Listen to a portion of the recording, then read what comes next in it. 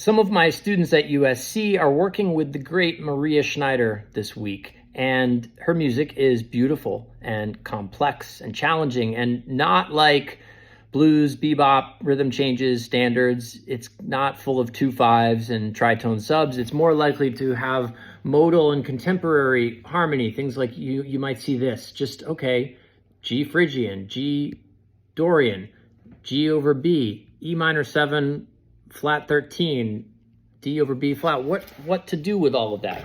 So I think it's important to remember that as improvisers, our job is not to run changes. Our job is to be adept, spontaneous composers. So one way to practice this, and you can do this with standards too, is to slow down, get off the saxophone or the trumpet and get at the piano. The piano is the best way for you to see and hear harmony. You don't have to have speedy skills at the piano. I certainly don't. But you can sit there and learn a lot about chords and chord scales. Each one of these chords is getting at a scale, a series of notes behind it. And our job as an improviser is to know which of those notes are the most important that describe the chord, and then what notes do we have available to us to season that chord with different colors. So G Phrygian, it's G minor, yes, but it's coming from E flat major, so it has 3 flats. It has an A flat and an E flat. So if I just play G minor, it's just G minor. When I turn it into Phrygian and add those flats, whereas G Dorian is very different.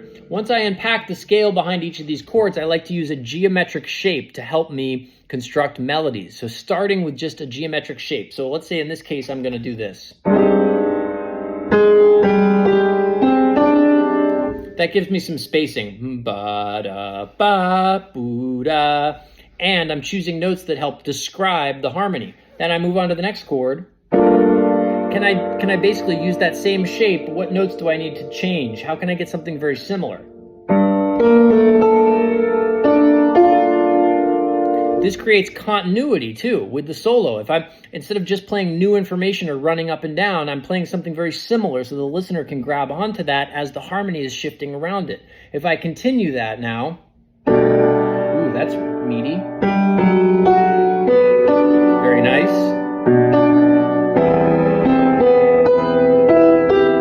Continuing to play with this almost major 7 kind of interval, but like a major 7 and an octave.